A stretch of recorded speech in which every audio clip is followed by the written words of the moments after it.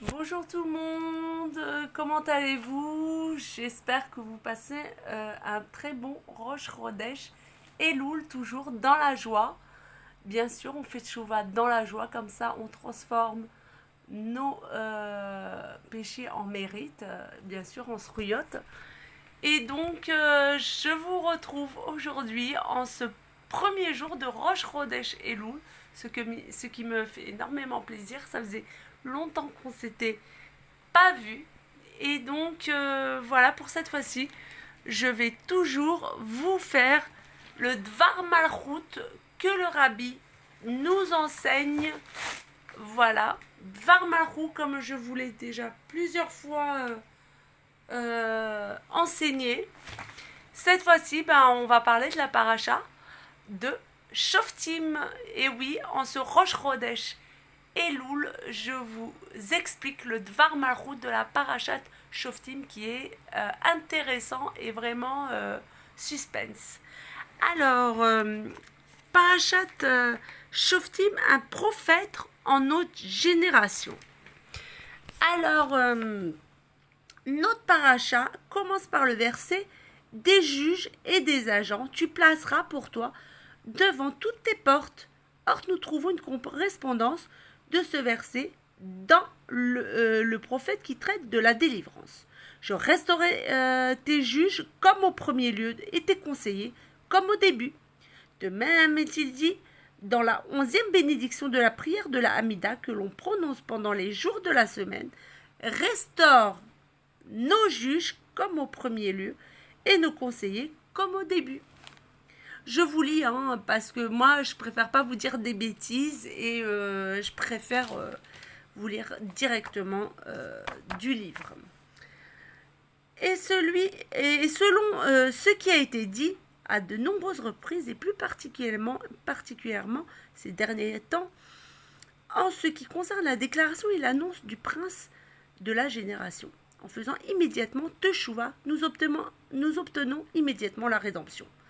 Or, nous avons déjà accompli ceci totalement, ainsi que l'asticage des boutons de l'uniforme. Discours Simchat Torah 5689-1928. Et que nous devons nous tenir tous prêts, et ceci a ainsi été accompli afin de recevoir le Mashiach, notre juste, de manière complètement immédiate. Il est clair que nous sommes actuellement au moment de la réalisation de l'objectif: je restaurerai tes juges et tes conseillers, et plus encore comme au début, car il y a déjà un début à tout cela. Et oui, il avait déjà prophétisé le rabbi. Et ça va se réaliser, parce que tout ce que prophétise un navi, un vrai navi, il faut l'écouter d'après les lois du Rambam. Un vrai navi. Et le rabbi, c'est le dernier navi. Goël Rishon, Goël Acharon. Nous pouvons constater plusieurs nuances, j'ai mal lu, excusez-moi. Nous pouvons constater plusieurs nuances dans le langage de la réalisation de l'objectif. Dans l'ordonnance de notre paracha, il est dit: des juges et des agents, tu placeras pour toi. Par contre, dans le langage de la réalisation de l'objectif, il est dit: je resterai tes juges. Notons qu'ils ne sont pas mentionnés ici les agents. Par contre, ils ont été remplacés par tes conseillers. Quelle différence y a-t-il entre tes juges et tes conseillers? Pourquoi a-t-il été fait mention au sujet des juges comme en premier lieu et au sujet des conseillers comme au début? Pourquoi est-il dit tes juges, tes conseillers et à la deuxième personne, non pas comme dans le verset de notre paracha, des juges et des agents, même s'il est dit par la suite pour toi? Bon, c'est un peu compliqué, mais on va vite comprendre la suite. En tout cas, nous devons expliquer la nuance entre les juges et les agents dans le commentaire de Rashi au début de notre paracha. Les juges, ce sont des hommes de loi qui tranchent le jugement et émettent des décisions, alors que les agents sont ceux qui forcent les gens du peuple à accomplir ces décisions en employant la force du bâton ou la lanière afin que soit appliquée la sentence du juge. Voir Rambam au début des lois du Sanhédrin. ce qui signifie que le rôle des agents est principalement d'obliger par la force les gens du peuple afin qu'ils acceptent le jugement du tribunal. Selon tout cela, on peut mieux comprendre pourquoi dans le langage de la rédemption il est dit « je restaurerai tes juges et non tes agents ». Puisque dans le monde futur s'annule toute existence du mal et tout penchant au mal, Souka 52a. Et l'on n'aura plus besoin d'agents de l'ordre qui obligeront les gens du peuple, car tous accompliront d'eux-mêmes les directives. Nous n'aurons besoin que de juges qui trancheront des lois, enseigneront la Torah et donneront des directives en ce qui concerne la Torah et les commandements aux enfants d'Israël. Et ils s'élèveront de niveau en niveau dans la sainteté. Les deux formes d'éveil d'en haut. Pour comprendre la différence entre le juge et le conseiller, nous devons comprendre leur rôle dans le travail de l'homme. Il existe une forme de travail de l'homme qui vient de lui-même, de ses forces propres, ce que l'on appelle l'éveil d'en bas. Mais il existe une autre forme de ce service, l'éveil d'en haut. Et dans ce même niveau, il existe deux formes d'aide que l'on peut obtenir, une aide et une force, qui se revêt intérieurement, et une aide et une force qui est d'un niveau sans aucune mesure avec l'homme. Et ces deux niveaux se retrouvent chez les enfants d'Israël sous cette forme. Tes juges, c'est la Torah, la parole de Dieu, qui vient aider d'en haut sans rapport avec l'homme lui-même. Et tes conseillers qui aident d'une manière qui se revêt chez lui sous une forme intellectuelle. Il ressent alors que c'est pour son bien. Tes juges comme en premier lieu et tes conseillers comme au début. Lors de l'action du juge, on ressent la force et la présence du juge, car il y a ici une décision qui vient du haut, sans aucune considération, avec les forces que possède la personne jugée. C'est pour cela qu'il y a une interruption entre la parole, la décision du juge et son accomplissement. J'espère que vous suivez, parce que moi, j'y comprends rien encore, mais je sais que le rabbi va tout nous expliquer. Car après la décision du juge, il y a besoin de recommencer quelque chose de nouveau dès son début, l'acceptation et l'accomplissement de la personne jugée. C'est pour cela qu'il a été dit « tes juges » comme en premier lieu, car cela fait référence à ce qu'il y avait avant le commencement, le début de l'accomplissement. Par contre, lors de l'action du conseiller, est mise en relief la personnalité de la personne qui a été jugée, celui qui écoute un conseil qui est préparé à cela, car le conseil a été donné dans l'intention d'être accepté par celui qui le reçoit. Ça, c'est logique. C'est donc le moment où se juxtapose la mise en pratique. L'accomplissement, le début de l'action, car celui qui écoute le conseil est déjà prêt à cela, et le conseil ne vient que dévoiler ceci, et il s'aperçoit que c'est pour son bien. Et au moment même où le conseiller prononce son conseil, intervient le début de l'accomplissement de ce conseil. Évidemment. C'est pour ça qu'il a été dit « tes conseillers » comme au début, car les conseillers qui reviendront lors de l'époque messianique sont comme, je tourne la page, sont comme au début, au niveau de début, c'est-à-dire reliés avec le commencement de l'accomplissement du conseil dans l'action. C'est aussi pour cela que ce sont tes conseillers, car dans ce conseil, il est souligné que c'est avant tout pour le sujet qui te concerne, et ceci dans le but de transformer les juges en tes juges pour que la décision soit reçue par toi comme étant un conseil afin que tu l'intériorises. Bon, en général, j'ai à peu près compris ce que le rabbi veut nous faire comprendre. C'est que on doit prendre les juges comme un conseiller, quoi. Si j'ai bien compris. On va continuer pour nous éclaircir un peu tout ça. Or, on se doit de relier ce qui est dit dans notre paracha. Des juges, tu placeras dans tous tes portails. Le portail d'une ville est l'entrée et le point de départ dans une ville. Logique.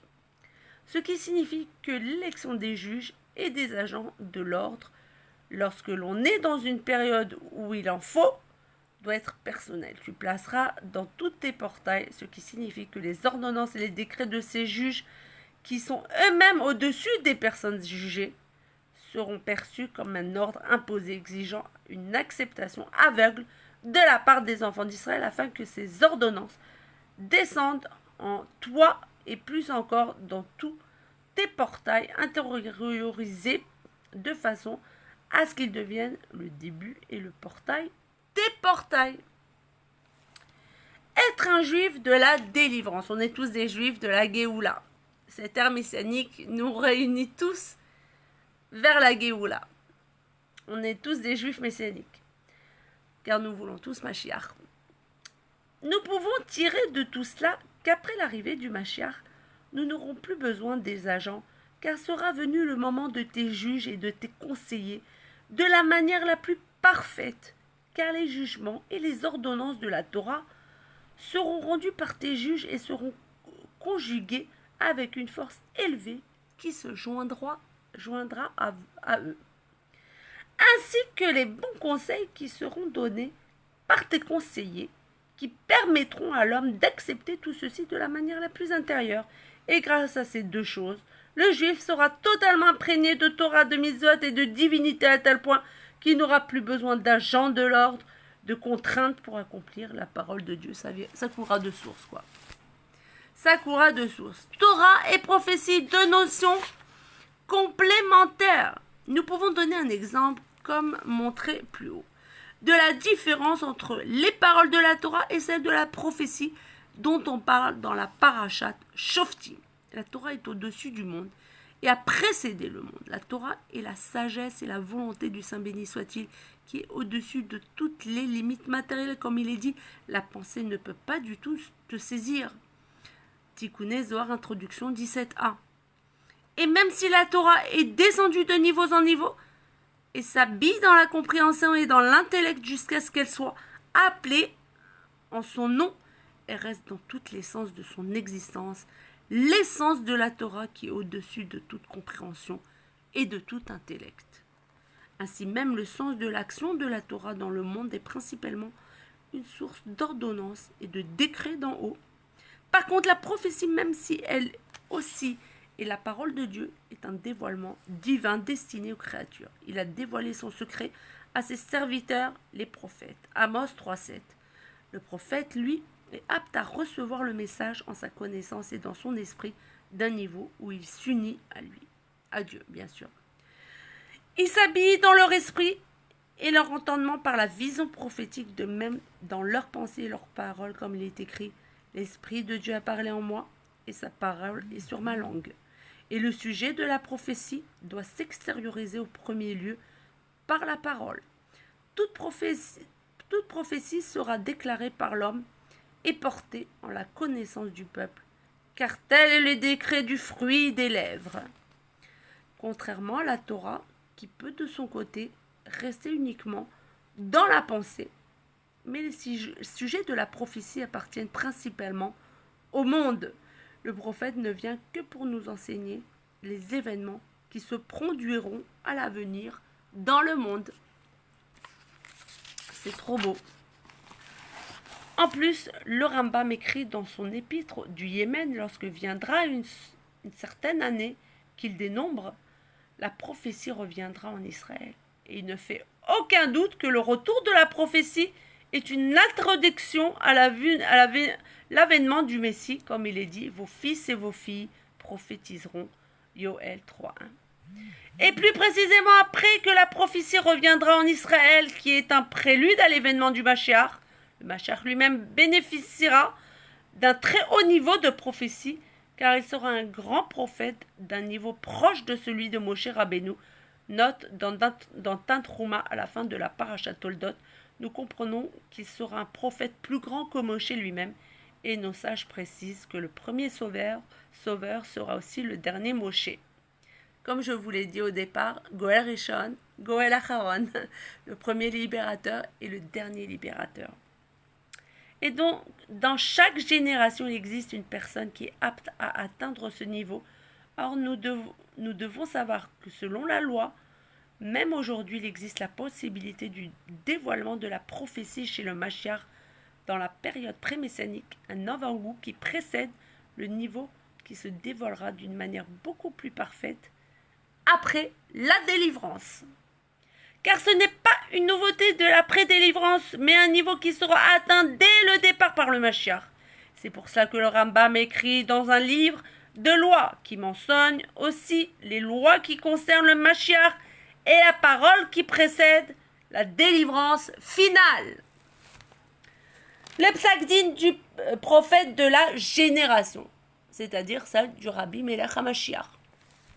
Il existe dans une directive claire que l'on doit diffuser largement à tous les gens de la génération.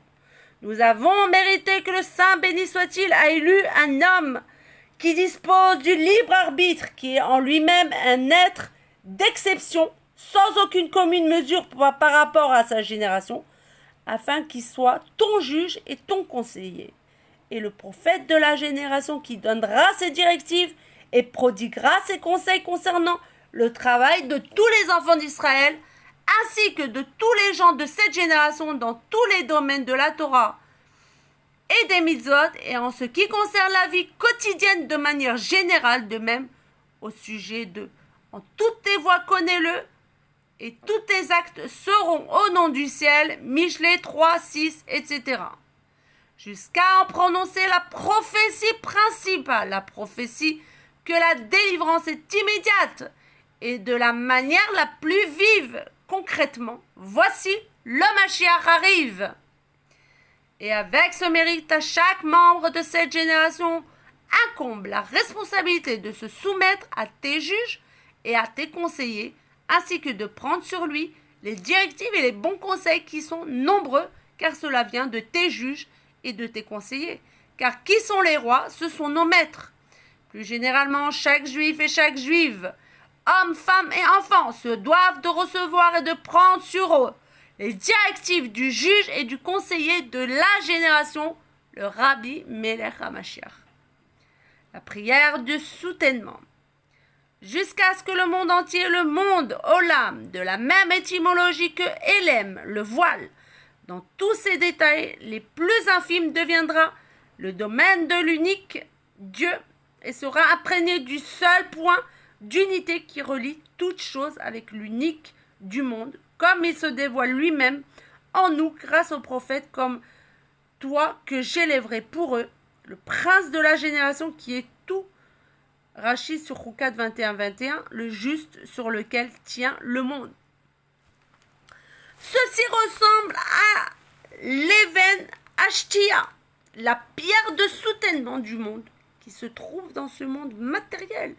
Elle existe toujours sans aucune altération due à son enterrement comme l'arche sainte qui a été enfouie sous terre, de la même façon que le juge qui vit éternellement en chaque génération, comme un signe du dévoilement divin dans le monde de manière permanente.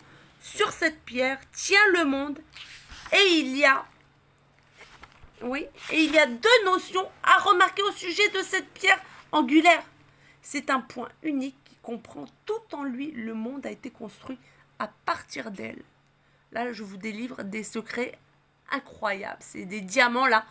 Chaque mot, c'est un diamant. C'est une source d'eau vive, mais c'est une prophétie.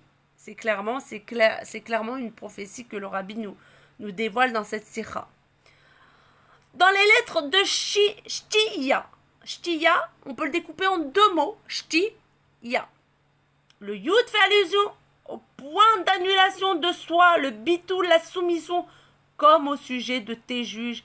Et les lettres Shta fait allusion à l'expansion comme la forme des lettres Shin, Tav et He, comme au sujet de tes conseillers. Et plus précisément cette année qui sera une année dans laquelle je vous montrerai des merveilles qui contiennent les lettres de Shtiya et à la place du Yud, allusion à l'année 5710-1950, l'année de la disparition de l'ancien rabbi, le Rayas, le rabbi précédent, nous trouvons un Nun et un Aleph. La préparation à l'année prochaine, ce sera une année de merveilles et d'intelligence Bina avec la grandeur de l'intelligence, du niveau de tes conseillers, et dont la racine est dans la chorma, la sagesse. De plus sont déjà passées les 3 premières semaines des 7 semaines de consolation. Et nous lisons cette semaine la Haftara, c'est moi, qui suis votre consolateur, Anochi, Anochi, Hu Menachem. La réponse de Dieu à la plainte des enfants d'Israël. Et Tzion a dit, mon Seigneur m'a abandonné, l'Éternel m'a oublié, Ishaïa 49, 14. Et dans un autre registre, Admata, et jusqu'à quand? Et le Saint béni soit-il répond, c'est moi qui suis votre consolateur, Menachem, ce qui comprend une double consolation, Anochi, celle de la délivrance véritable et complète. Dans l'époque messianique, et puisque nous sommes à la suite du 15 Av dans le Mazal et le nom Arié, Sefer Yetzira, chapitre 5, dont les initiales sont Av, Elul, Rosh Hashanah, Yom Kippourim et Hoshana Rabbah. Il est une coutume juive de souhaiter à chacun et chacune des membres du peuple juif et à tous les enfants d'Israël que vous soyez inscrits et scellés Ktiva Vechatima Tova, Kmachativa Tova, pour une bonne et douce année, matériellement et spirituellement. Spirituellement et matériellement, de concert, et le Saint béni soit-il exaucera à chacun les souhaits de son cœur, chaque juif et à chaque juif pour le bien, voire d'Arké Chaim Veshalom. Et plus particulièrement en ce qui concerne la demande et l'exigence de chaque juif, jusqu'à quand? Ad matai,